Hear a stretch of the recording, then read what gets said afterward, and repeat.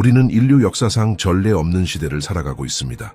세계가 동시다발적인 위기 속으로 빠져들면서 성경에서 오랫동안 예고되어 온 예언적 사건들이 무섭도록 빠른 속도로 우리 눈앞에서 실현되기 시작하고 있습니다. 2026년이 다가오면서 성경의 예언적 연대기에서 중요한 시기를 가리키는 놀라운 징조들로 가득 차 있습니다. 우리는 정말로 선지자들과 예수 그리스도께서 친히 예언하신 마지막 사건들의 전야에 서 있는 것일까요? 오늘 우리는 올해 들어서면서 무서운 전개를 가리키는 7가지 구체적인 예언들을 분석할 것이며 수백만 명의 성경학자들이 왜 우리가 마지막 때로 들어가고 있다고 믿는지를 밝힐 것입니다. 당신은 바로 이 순간 예루살렘에서 무슨 일이 일어나고 있는지 감지할 수 있습니까? 대부분의 사람들이 일상에 골몰하며 하루를 보내는 동안 거룩한 도성의 그림자 속에서 특별한 무언가가 준비되고 있습니다. 거의 2000년 동안 일어나지 않았던 일이 다시 현실이 될 참입니다. 제3성전은 단순한 종교 건물이 아닙니다. 그것은 마지막 때를 표시하는 하나님의 예언적 시계입니다.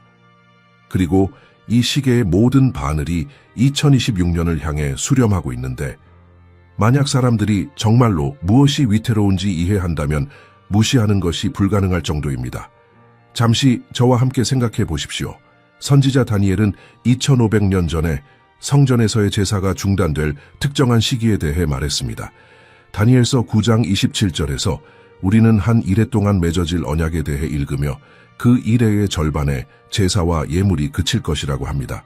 그런데 여기에 소수만이 알아차리는 중요한 세부 사항이 있습니다. 제사가 중단되려면 그것들이 먼저 다시 일어나고 있어야 한다는 것입니다. 수세기에 걸쳐 흩어진 수천 개의 조각으로 이루어진 예언적 퍼즐을 상상해 보십시오. 이제 이 조각들이 마침내 외과적 정밀함으로 하나씩 맞춰지는 것을 시각화해 보십시오. 이것이 바로 오늘날 예루살렘에서 우리가 목격하고 있는 것입니다. 예루살렘의 성전 연구소는 단지 제3성전을 꿈꾸고 있는 것이 아닙니다.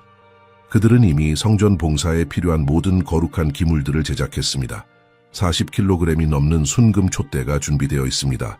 분향단이 준비되어 있습니다. 출애굽기에 기록된 정확한 명세에 따라 짜인 제사장 의복들이 준비되어 있습니다.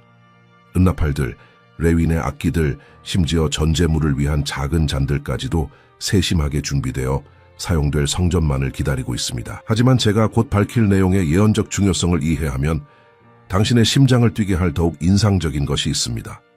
민수기 19장에는 제사장들의 의식적 정결을 위한 매우 구체적인 요구사항이 있습니다.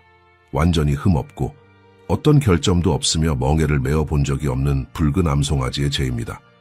수세기 동안 이 특정한 종류의 붉은 암송아지는 사실상 사라졌었습니다. 엄격한 성경적 요구사항을 모두 충족하는 동물을 찾는 것은 거의 불가능하다고 여겨졌습니다. 그런데 특별한 일이 일어났습니다. 2022년 9월에 5마리의 완벽한 붉은 암송아지가 미국에서 이스라엘로 운송되었습니다. 이 암송아지들은 민수기의 요구사항을 충족시키기 위해 특별히 사육되었습니다. 그들은 신중하게 감시되고 있으며 2026년에 그들은 의식적 제사를 위해 필요한 정확한 나이에 도달하게 됩니다. 당신은 이것의 신성한 동시성을 이해하고 계십니까? 우리는 우연에 대해 말하고 있는 것이 아닙니다. 우리는 시계공의 정밀함으로 펼쳐지고 있는 예언적 일정표에 대해 말하고 있는 것입니다. 한편 무대 뒤에서는 훨씬 더 매혹적인 일이 일어나고 있습니다. 600명이 넘는 젊은 코하님들, 아론의 제사장 혈통의 직계 후손들, 이 성전 봉사를 수행하기 위해 훈련받고 있습니다. 그들은 단지 이론을 공부하고 있는 것이 아닙니다. 그들은 제사를 연습하고 정확한 의식을 배우며 톨에 기록된 대로 레위인 봉사의 모든 동작, 모든 기도, 모든 세부 사항을 암기하고 있습니다. 성전산에서 제사가 마지막으로 드려진 것은 서기 70년 로마 군단이 제2성전을 파괴했을 때였습니다. 1956년이 지났습니다. 그리고 이제 거의 2000년 만에 처음으로 이 의식들이 재개될 수 있도록 모든 것이 준비되고 있습니다. 하지만 예언이 훨씬 더 강렬해지는 지점이 여기 있습니다. 사도 바울이 데살로니가후서 2장 4절에서 데살로니가 사람들에게 편지하면서 하나님의 성전에 앉아 자신이 하나님이라고 선포할 한 사람에 대해 말합니다. 이 예언이 성취되려면 이 사건이 일어날 수 있는 물리적 성전이 존재해야 합니다. 모든 요소들이 동시에 수렴하고 있습니다. 기물들이 준비되었습니다. 제사장들이 훈련받았습니다. 붉은 암송아지들이 성숙해 가고 있습니다. 건축 계획들이 완성되었습니다. 정치적 의지가 커지고 있습니다. 그리고 시계는 2026년을 가리키고 있습니다. 하지만 이것은 곧 펼쳐질 일의 시작에 불과합니다. 왜냐하면 예루살렘이 이 역사적 순간을 준비하는 동안 세계 정치 무대의 그림자 속에서 또 다른 예언적 사건이 움직이고 있기 때문입니다. 이것은 당신이 마지막 때에 대해 알고 있다고 생각했던 모든 것을 재고하게 만들 것입니다. 세계 무대에서 일어서는 카리스마 넘치는 지도자를 상상해 보십시오. 인류를 괴롭히는 모든 위기에 대한 해답을 가진 누군가를, 모든 것이 혼돈을 향해 가는 것처럼 보일 때 평화를 약속하는 누군가를, 분열된 국가들, 갈등하는 종교들, 붕괴하는 경제들을 통합할 수 있는 누군가를 구원자처럼 보이지 않습니까? 하지만 만약 이 구원자가 보이는 것과 정반대라면 어떻게 될까요? 세계는 지도력에 절망적입니다. 주위를 둘러보면 모든 대륙에서 정치적 위기, 증가하는 군사적 긴장, 흔들리는 세계 경제, 그리고 불확실성에 지친 세계 인구를 볼 수 있습니다. 성경의 예언들이 우리에게 지금까지 존재했던 모든 이들과는 다른 지도자의 등장에 대해 경고하는 것이 바로 이러한 종류의 시나리오입니다. 다니엘서 9장 26절과 27절에서 우리는 이스라엘 백성에게 정해진 70일에 대한 특별한 예언을 발견합니다. 하지만 종말론을 진정으로 이해하는 사람들의 혈관에 피를 얼게 만드는 구체적인 세부 사항이 있습니다. 본문은 장차올 한 왕이 한 일에 7년의 예언적 기간 동안 많은 사람과 굳게 언약을 맺을 것이라고 말합니다. 그리고 그 이래의 절반에 그가 제사와 예물을 그치게 할 것입니다. 이 전략의 악한 천재성에 대해 저와 함께 생각해 보십시오. 이 지도자는 처음부터 잔인한 독재자로 나타나지 않을 것입니다. 그는 평화를 만드는 자로 마침내 이스라엘과 그 이웃들 사이에 불가능해 보이는 갈등을 해결한 사람으로 올 것입니다. 그는 박수를 받고 찬사를 받을 것이며 아마도 국제 평화상까지 받을 것입니다. 전 세계가 마침내 세계적 조화의 시대가 도래했다고 생각하며 안도의 한숨을 쉴 것입니다. 하지만 성경은 우리에게 이 가면 뒤에 진실을 계시합니다. 데살로니가후서 2장 3절과 4절에서 사도 바울은 이 사람을 멸망의 아들로 묘사하는데 그는 하나님이라 불리는 모든 것과 예배의 대상에 대항하고 대적하여 하나님의 성전에 앉아 자신이 하나님인 것처럼 자처하는 자입니다. 당신은 모든 것이 어떻게 연결되고 있는지 감지할 수 있습니까? 재건되는 성전, 평화의 약속을 가지고 등장하는 세계적 지도자, 맺어지는 언약, 예언적 퍼즐의 조각들이 우리 눈앞에서 맞춰지고 있습니다. 그리고 여기에 지금부터 모든 국제 정치 뉴스에 주목하게 만들 내용이 있습니다. 세계적 조직들이 이미 이러한 종류의 중앙 집권적 지도력을 위한 토대를 준비하고 있습니다. 여러 전선에서 동시다발적 위기가 있을 때 보건, 경제, 환경, 군사, 사람들은 자연스럽게 지구 전체에 영향을 미치는 결정을 내릴 수 있는 충분한 권위를 가진 누군가를 갈망합니다. 국제연합은 더 강력한 세계 통치의 필요성에 대해 점점 더 공개적으로 말하고 있습니다. 세계 경제 포럼들은 국제 위기에 신속하게 대응할 수 있는 통합 시스템의 창설을 논의합니다. 군사 조약들이 재설계되고 있습니다. 정치적 동맹들이 재편되고 있습니다. 그리고 이 모든 대화의 중심에는 겉보기에 고귀한 아이디어가 있습니다. 우리는 21세기의 도전들을 살아남기 위해 통일된 지도력이 필요하다는 것입니다.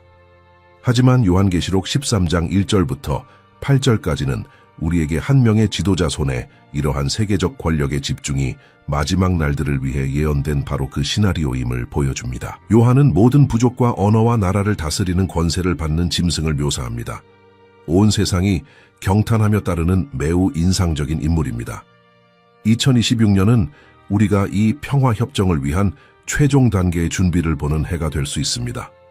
협상은 이미 진행되고 있습니다.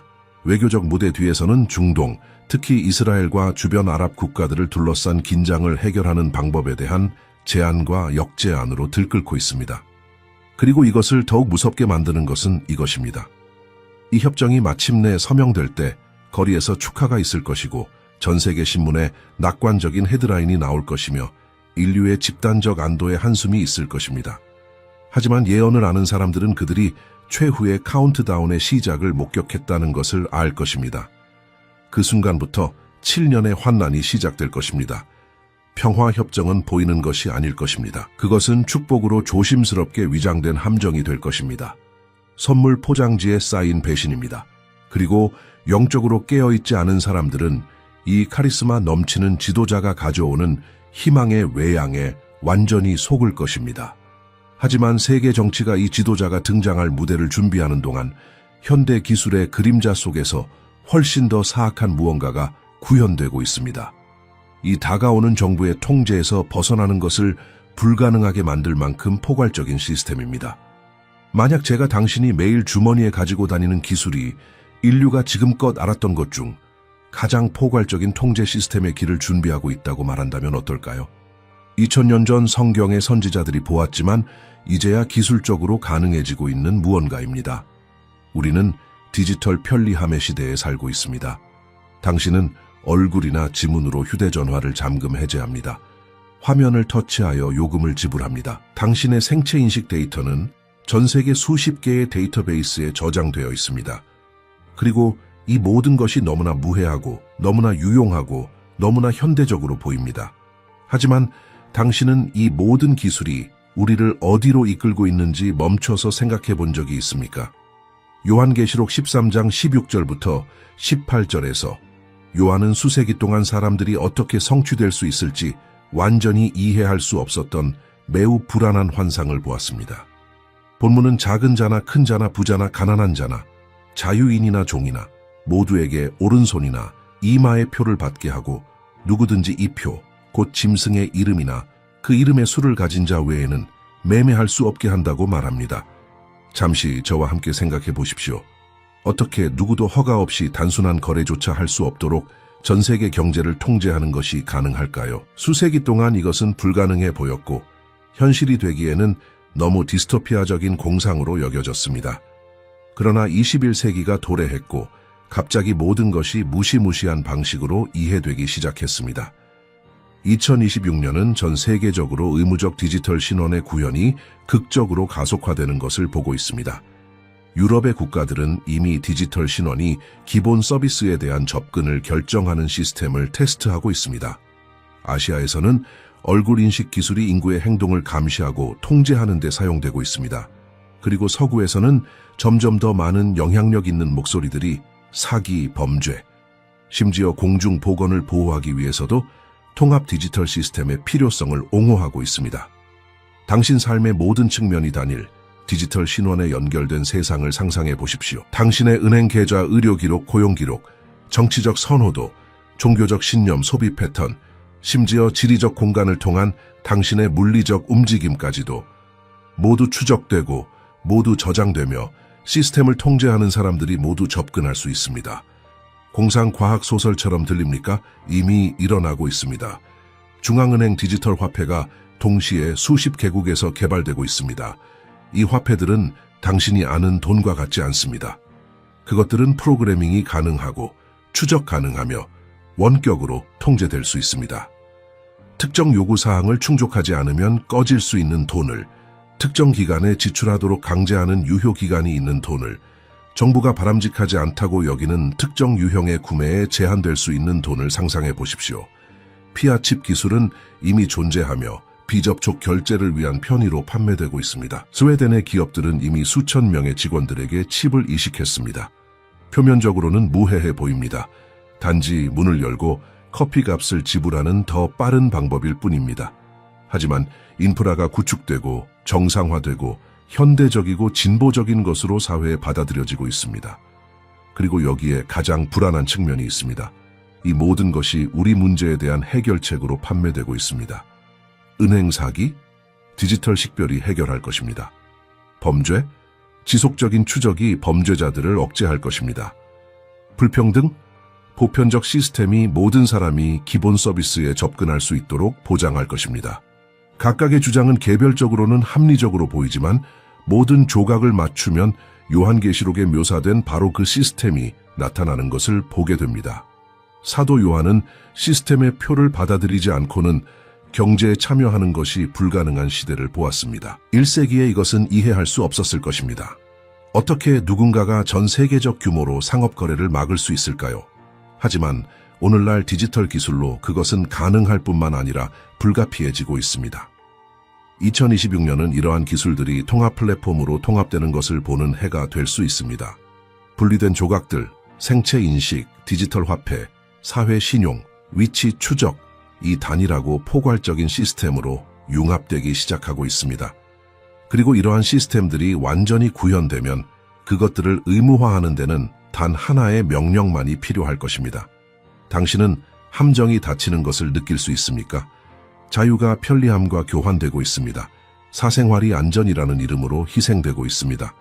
그리고 극소수의 사람들만이 우리가 성경에 예언된 통제를 위한 인프라를 자발적으로 구축하고 있다는 것을 인식하는 것 같습니다. 하지만 기술적 통제는 형성되고 있는 지배 시스템의 한 면에 불과합니다. 왜냐하면 기술이 통제의 수단을 준비하는 동안 훨씬 더 파괴적인 또 다른 메커니즘이 인류의 복종을 강요하기 위해 준비되고 있기 때문입니다. 당신은 세계 경제 시스템에 무언가 근본적으로 고장났다고 느낀 적이 있습니까? 단순한 느낌이 아닙니다. 그것은 금융 전문가들이 기술적 전문 용어와 낙관적인 보고서 뒤에 숨기려 하는 현실입니다. 하지만 진실은 우리가 인류 역사상 전례 없는 경제 붕괴의 가장자리에 있다는 것입니다. 사도 야고보는 그의 서신 5장 1절부터 3절에서 마지막 날의 부자들에게 예언적 경고를 합니다. 그들의 부는 썩었고 그들의 옷은 좀 먹었으며 그들의 금과 은이 녹슬었고 그 녹이 그들을 대적하는 증거가 될 것이라고 합니다. 그는 마지막 날에 재물을 쌓아둔 사람들에 대해 말하며 이 축적이 그들 자신의 정죄가 될 것입니다. 이 말씀들의 예언적 아이러니를 생각해 보십시오. 우리는 세계 부가 역사상 어느 시기보다도 더 집중된 시대에 살고 있습니다. 소수의 사람들이 수십억 명의 인간들을 합친 것보다 더 많은 자원을 통제합니다. 그리고 그동안 국가 부채는 수학적으로 갚는 것이 불가능한 천문학적 수준에 도달했습니다. 미국은 35조 달러를 초과하는 국가 부채를 지고 있습니다. 유럽은 통화연합의 존재 자체를 위협하는 국가 부채 위기에 직면해 있습니다. 일본은 250%가 넘는 부채 대 국내 총생산 비율을 가지고 있습니다. 중국은 누구도 정확하게 정량화할 수 없는 기업 및 정부 부채의 산을 숨기고 있습니다. 그리고 이것들은 공식 수치일 뿐입니다. 실제는 아마도 훨씬 더 나쁠 것입니다. 썰물 때 모래 위에 지어진 집을 상상해 보십시오. 견고해 보이고 심지어 위압적으로 보입니다. 하지만 밀물이 들어오기 시작하면 기초는 그것이 항상 그랬던 것으로 드러납니다. 완전히 불안정합니다. 이것이 바로 세계 금융 시스템의 상태입니다. 갚을 수 없는 부채가 어떻게든 영원히 관리될 수 있다고 모두가 가장하는 데 동의하기 때문에만 계속 작동하고 있습니다. 하지만 성경의 예언들은 우리에게 계산의 순간이 올 것임을 보여줍니다. 요한계시록 6장 5절과 6절에서 요한은 셋째 인이 열리는 것을 묘사하며 손에 저울을 든 검은 말탄 자를 드러냅니다. 그리고 한 목소리가 한 되이 미리 한 데나리온에 팔린다고 선포합니다.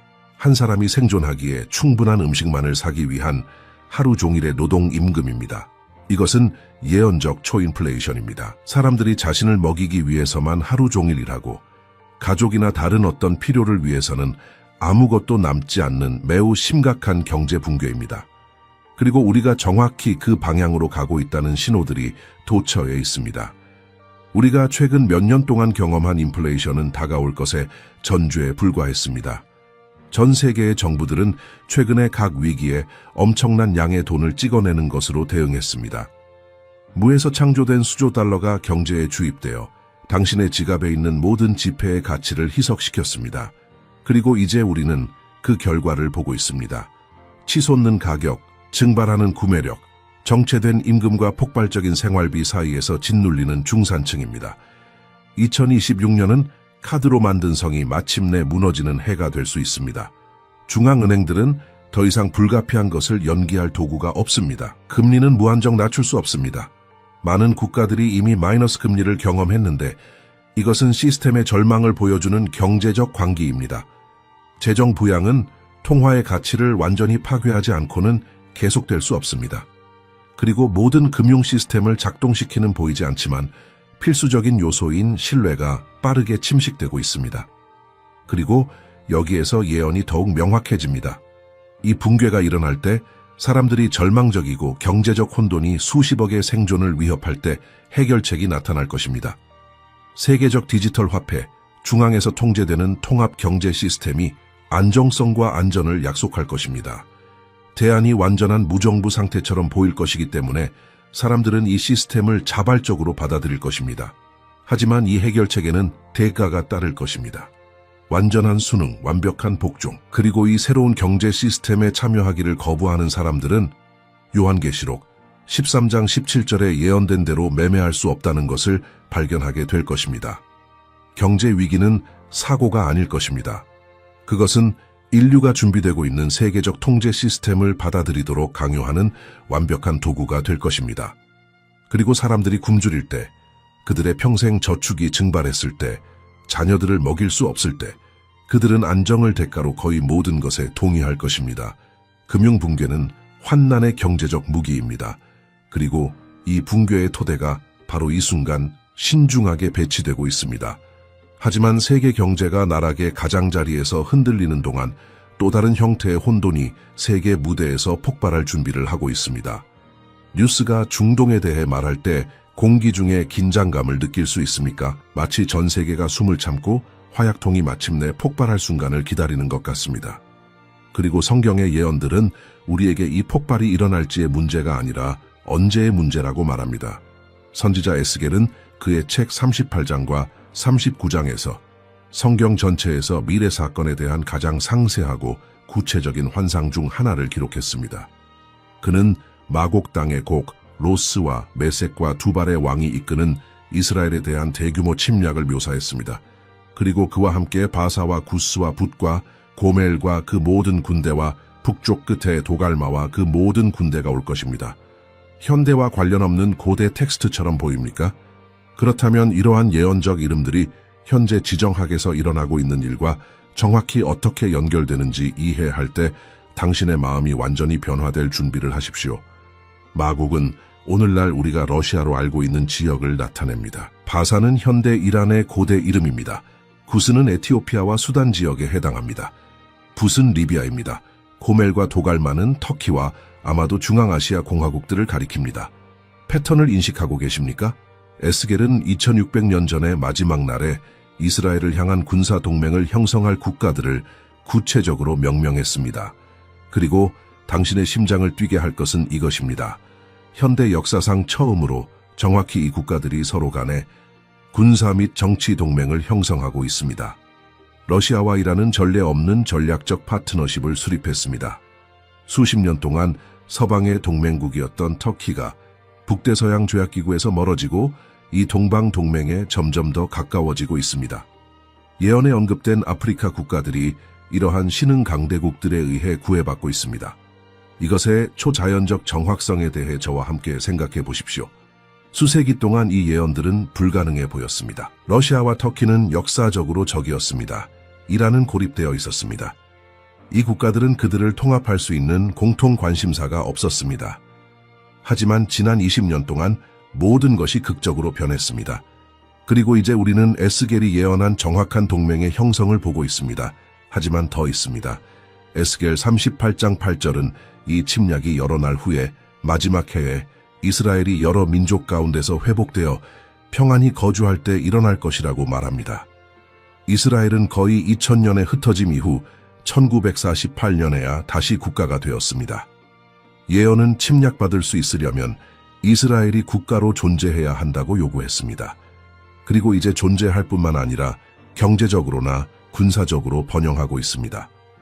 2026년은 이 예언된 갈등을 위한 최종 단계의 준비를 목격할 수 있습니다. 이스라엘과 이란 사이의 긴장은 전 역사상 가장 높은 지점에 있습니다. 러시아는 시리아를 통해 이 지역에 깊이 관여하고 있습니다. 터키는 이스라엘에 대해 증가하는 적대감을 보여주고 있습니다. 그리고 에스겔의 예언에 언급된 모든 국가들은 종교적이든 경제적이든 전략적이든 이스라엘의 파괴를 원하는 동기를 가지고 있습니다. 가장 인상적인 것은 에스겔이 이 침략이 어떻게 끝날지 묘사한다는 것입니다. 그것은 이스라엘 군사력을 통해서가 아닐 것입니다. 비록 이스라엘이 세계에서 가장 진보된 군대 중 하나를 가지고 있지만 말입니다. 그것은 직접적인 신성한 개입을 통할 것입니다. 38장 19절부터 23절까지는 이스라엘의 큰 지진, 침략자들 사이의 공포로 그들이 서로 싸우게 되는 것, 전염병, 피 흘림, 폭우, 우박, 침략 부대 위에 떨어지는 불과 유황을 묘사합니다. 이 사건이 일어날 때 세계적 영향을 상상해 보십시오. 초자연적인 일이 일어났다는 것을 부정하는 것이 불가능할 것입니다. 전 세계가 이스라엘을 보호하는 인간의 이해를 넘어서는 힘이 존재한다는 것을 인정하도록 강요받을 것입니다. 그리고 이것은 뒤따를 다른 예언적 사건들을 위한 무대를 준비할 것입니다. 하지만 이것이 마지막 때의 유일한 전쟁은 아닐 것입니다. 요한계시록은 여러 갈등을 묘사하며 모든 나라의 군대가 아마겟돈 전투를 위해 메우깃도 골짜기에 모이는 최후의 대결로 절정을 이룹니다.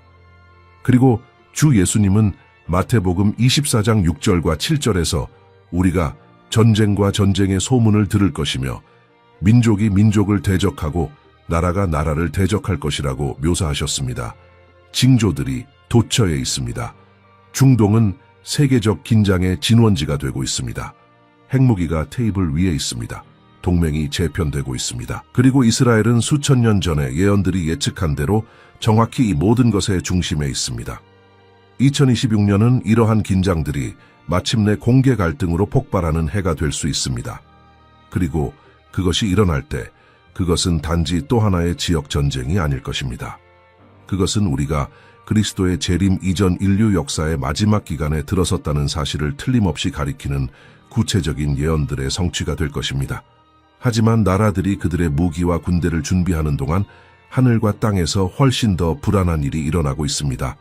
가장 회의적인 사람들조차 무시할 수 없는 징조들입니다. 만약 창조 그 자체가 우리에게 무언가를 말하려고 한다면 어떨까요?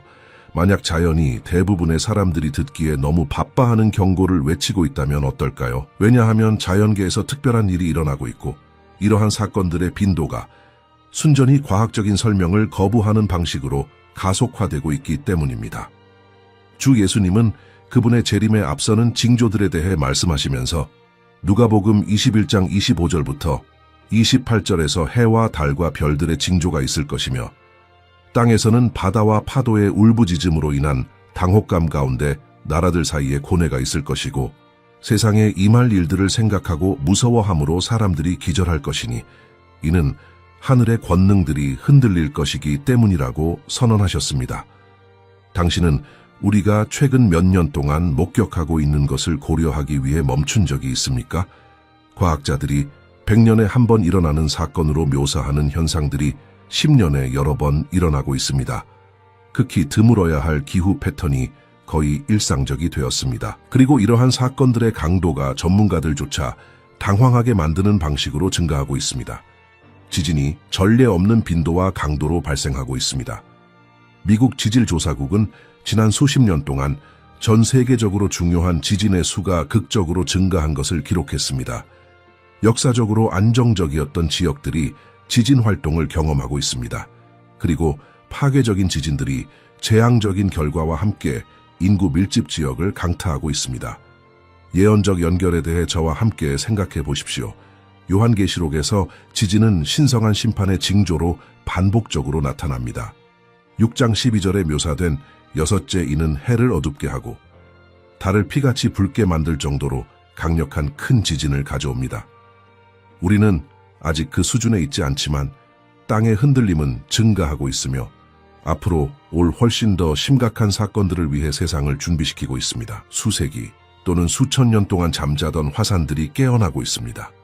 450개 이상의 화산을 포함하는 지역인 태평양 불의 고리가 높은 수준의 활동을 보이고 있습니다. 과학자들이 세대 동안 일어나지 않을 것이라고 예측했던 분화들이 발생하고 있습니다. 그리고 각 분화는 수톤의 재를 대기 중으로 방출하여 기후 패턴에 영향을 미치고 불길한 천상의 광경을 만들어냅니다. 하지만 지상의 사건들만이 아닙니다. 천문학자들을 매혹시키고 당황하게 만드는 일이 하늘에서 일어나고 있습니다. 일식과 월식이 이스라엘에게 예언적으로 중요한 날짜와 일치하는 패턴으로 발생하고 있습니다. 계기월식 동안 달이 붉은색을 띠는 현상으로 알려진 블러드문은 일부 예언학자들이 테트라드라고 부르는 연속으로 발생하고 있는데 4개의 연속적인 블러드문이 정확히 유대교 성경 절기에 떨어지고 있습니다. 선지자 요엘은 그의 책 2장 31절에서 여호와의 크고 두려운 날이 이르기 전에 해가 어두워지고 달이 핏빛같이 변할 것이라고 선언했습니다. 이것은 단순히 시적 상징이 아닙니다. 그것은 마지막 때의 천상의 징조로 사용될 천문학적 현상의 문자적 묘사입니다. 그리고 너무 흔해져서 그 비정상성에 둔감해질 위험이 있는 극단적인 기후 사건들이 있습니다. 카테고리 5 허리케인이 빠른 연속으로 같은 지역을 강타합니다. 토네이도가 역사적으로 드물었던 지역에서 형성되고 있습니다. 재앙적인 홍수가 몇 시간 만에 도시 전체를 침수시킵니다. 장기간의 가뭄이 비옥한 지역을 사막으로 변화시킵니다. 폭염이 수십 년 또는 수세기 동안 수립된 기록을 깨고 있습니다. 바울이 로마서 8장 22절에서 묘사하는 것처럼 신음하는 창조를 상상해 보십시오. 거기서 모든 피조물이 이제까지 함께 신음하며 함께 해산의 고통을 겪고 있다고 합니다. 땅 자체가 인간의 죄의 무게와 심판의 순간이 다가오는 것에 반응하고 있습니다. 그것은 단지 인간 활동에 의해 야기된 기후 변화가 아닙니다. 그것은 하나님의 예언적 계획에 응답하는 창조입니다. 2026년은 이러한 자연적 징조들의 훨씬 더 큰 강화를 목격할 수 있습니다. 그리고 가장 불안한 측면은 이것입니다. 이러한 사건들이 겹치기 시작할 때 여러 지역에서 동시 지진, 세계 기후에 영향을 미치는 화산 분화, 지상재해와 일치하는 천문학적 현상, 두려움이 인류를 사로잡을 것입니다. 그리고 이 두려움, 이 나라들의 당혹감, 자연 질서 자체가 무너지고 있다는 이 감각은 안정성과 안전을 약속하는 어떤 지도자든 받아들이도록 사람들의 마음을 준비시킬 것입니다. 그들은 신성한 구원자를 무시했기 때문에 인간 구원자를 찾을 것입니다. 전염병도 재출현하고 있습니다. 우리가 근절되었다고 생각했던 질병들이 다시 나타나고 있습니다. 새로운 전염병이 우려스러운 규칙성으로 발생합니다. 성경적 규모의 메뚜기 떼가 일부 지역에서 농작물을 황폐화시킵니다. 마치 이집트의 재앙들 자체가 요한계시록에 묘사된 최후의 심판을 위한 총연습을 하고 있는 것 같습니다. 징조들이 하늘의 땅에 바다에 있습니다. 창조가 중대한 일이 일어나려 한다고 선포하고 있습니다. 하지만 어떤 자연재해보다도 더 고통스러운 징조가 있습니다. 물리적 세계가 아니라 진리의 수호자가 되어야 할 사람들의 마음속에서 일어나는 징조입니다. 한때 그리스도를 향한 믿음을 고백했던 사람들이 천천히 진리에서 멀어지는 것을 보는 것보다 더 고통스러운 것이 있습니까? 성경적 교리의 요새가 되어야 할 교회들이 문화적 압력에 굴복하고 복음의 메시지를 희석시키는 것을 목격하는 것보다 더 파괴적인 것이 있습니까? 이것은 아마도 가장 고통스러운 징조일 것입니다. 왜냐하면 그것은 불신자들에게서가 아니라 교회 안에서 일어나기 때문입니다. 사도 바울은 젊은 목사 디모데에게 보낸 둘째 편지 3장 1절부터 5절에서 마지막 날들을 너무나 정확하게 묘사하여 마치 어제 쓰인 것처럼 보입니다. 그는 마지막 날에 어려운 때가 이를 것이니 사람들이 자기를 사랑하며 돈을 사랑하며 자랑하며 교만하며 비방하며 부모를 거역하며 감사하지 아니하며 거룩하지 아니하며 무정하며 원통함을 풀지 아니하며 모함하며 절제하지 못하며 사나우며 선한 것을 좋아하지 아니하며 배신하며 조급하며 자만하며 쾌락을 사랑하기를 하나님 사랑하는 것보다 더하며 경건의 모양은 있으나 경건의 능력은 부인하는 자들이라고 말합니다. 이 묘사를 다시 읽어보십시오. 바울은 세속 세계에 대해 말하고 있지 않습니다. 그는 경건의 모양은 있으나 그 능력은 부인하는 교회 안의 사람들에 대해 말하고 있습니다. 변화 없는 종교인들, 진정한 회심 없는 명목상의 그리스도인들, 활동으로는 가득하지만 하나님의 진정한 임재는 비어있는 교회들입니다. 오늘날 우리가 목격하고 있는 것에 대해 저와 함께 생각해 보십시오. 수세기 동안 성경의 무호성을 옹호해온 전체 교단들이 이제 성경의 권위를 공개적으로 의문시합니다. 십자가의 복음을 선포해야 할 지도자들이 교리적 충실성보다 문화적 적합성에 더 관심을 갖고 있습니다.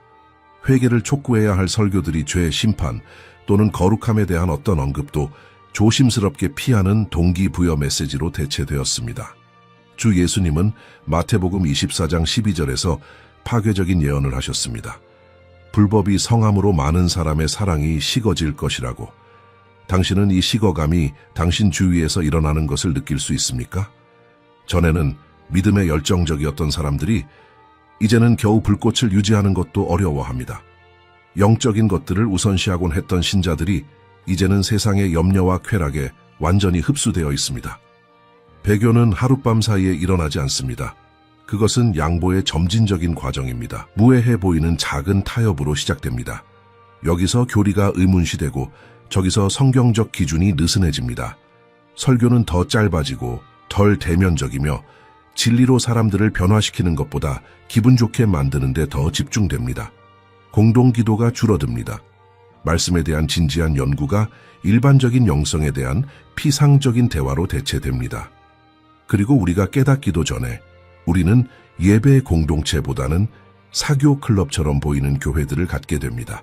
우리는 하나님의 선지자들보다는 동기부여 연사처럼 보이는 설교자들을 갖게 됩니다. 우리는 교화 대신 오락을, 대면 대신 위로를, 거룩함 대신 긍정을 찾는 회중들을 갖게 됩니다. 바울은 디모데후서 4장 3절과 4절에서 이것에 대해 경고하면서 사람들이 건전한 교훈을 견디지 못하고 귀가 가려워서 자기의 사욕을 따를 스승을 많이 두고 또 그 귀를 진리에서 돌이켜 허탄한 이야기를 따르게 될 때가 오리라고 말했습니다. 2026년은 이 배교의 극적인 강화를 목격할 수 있습니다. 왜냐하면 우리가 그리스도의 재림에 가까워질수록 타협할 수 없는 성경적 진리를 지키는 사람들에게 가해지는 압력이 더욱 커질 것이기 때문입니다. 모든 문화가 그리고 슬프게도 보이는 교회의 많은 부분까지도 반대 방향으로 나아갈 때 확고하게 서 있는 것이 점점 더 어려워질 것입니다. 거짓 교사들이 증가할 것입니다. 베드로후서 2장 1절에서 우리는 백성 가운데 거짓 선지자들이 있었던 것 같이 너희 중에도 거짓 선생들이 있으리니 그들은 멸망하게 할 이단을 가만히 끌어들여 자기들을 사신 줄을 부인한다는 경고를 받습니다. 이 거짓 교사들은 뿔과 꼬리를 가지고 그들의 악한 의도를 알리며 오지 않을 것입니다. 그들은 경건의 옷을 입고 종교적 언어를 말하며 문맥에서 벗어난 성경 구절을 인용하면서 올 것이지만 무리를 속임으로 이끌 것입니다. 그리고 가장 고통스러운 시험은 이것입니다. 이러한 기만자들 중 많은 이들이 교회 안에서 나올 것입니다. 건전한 교리를 버린 목사들, 진리를 인기와 바꾼 지도자들, 하나님께 충실하기보다 대중을 기쁘게 하기로 선택한 교사들이 될 것입니다. 예수님 자신이 마태복음 7장 15절에서 양의 옷을 입고 오나 속은 노략질하는 이리인 거짓 선지자들을 주의하라고 경고하셨습니다. 이 순간 주위를 둘러보고 이러한 징조들 중 얼마나 많은 것이 더 이상 이론이나 성경의 억지 해석이 아니라 당신이 자신의 눈으로 볼 수 있는 실제 현실인지 인식하십시오. 제3성전이 예루살렘에서 준비되고 있습니다. 세계적 통제 시스템이 디지털 기술을 통해 구현되고 있습니다. 세계 경제가 붕괴의 가장자리에서 흔들리고 있습니다. 군사동맹이 에스겔에서 예언된 대로 정확히 형성되고 있습니다. 자연은 점점 더 강렬해지는 지진, 기후현상, 천상의 징조로 신음하고 있습니다. 그리고 배교가 진리의 기둥이 되어야 할 교회 안에서 불처럼 퍼지고 있습니다. 7가지 예언이 동시에 수렴하는 것은 우연이 아닙니다. 그것은 2026년이 모든 것을 영원히 바꿀 해가 될 수 있음을 표시하는 하나님의 예언적 시계입니다. 하지만 이러한 예언들을 아는 것이 우리 마음에 공황이나 절망을 일으켜서는 안 됩니다. 오히려 우리를 희망과 기대로 가득 채워야 합니다. 왜냐하면 그리스도를 개인적 구원자로 아는 사람들에게 이러한 징조들은 파괴가 아니라 구속을 예고하기 때문입니다. 끝이 아니라 영원의 영광스러운 시작을 알립니다. 성취된 각 징조는 하나님께서 역사를 절대적으로 통제하고 계시며 그분의 말씀이 완전히 신뢰할 수 있으며 그리스도의 첫 번째 오심에 대한 예언들이 성취된 것과 같은 정밀함으로 그분의 약속들이 성취될 것이라는 또 하나의 확인입니다. 이것은 우리의 믿음을 강화하고 주님께 더욱 가까이 다가가며 우리가 그리스도의 재림을 볼 세대가 될 수 있다는 의식을 가지고 매일을 살아가야 할 순간입니다. 이것은 깨어있음, 열렬한 기도, 그리고 성경의 진리에 대한 흔들리지 않는 헌신의 순간입니다. 그러므로 나는 지금 당신이 결정을 내리도록 초대합니다. 만약 당신이 아직 당신의 삶을 그리스도께 완전히 드리지 않았다면 지금이 그 순간입니다. 징조들이 더욱 명백해질 때까지 기다리지 마십시오. 환난이 시작될 때까지 기다리지 마십시오. 통제 시스템이 의무화될 때까지 기다리지 마십시오. 오늘이 구원의 날입니다. 그리고 만약 당신이 이미 하나님의 자녀라면 이것은 예언적 지식을 더욱 깊이 파고들고 이러한 진리를 주변 사람들과 나누며 증가하는 어둠 속에서 빛이 되라는 당신의 부르심입니다. 우리 눈앞에서 성취되고 있는 예언들에 대해 계속 배우기 위해 이 채널을 팔로우하십시오. 마지막 때의 징조에 대한 전체 재생 목록을 시청하고 깨어나야 할 사람들과 이 비디오들을 공유하십시오. 그리고 무엇보다도 하나님과의 교제를 강화하십시오. 왜냐하면 다가오는 날들은 전에 없이 필요했던 믿음을 요구할 것이기 때문입니다. 이것이 당신의 이해뿐만 아니라 당신의 전 생애를 변화시킬 예언적 발견의 여정의 시작이 되기를 바랍니다.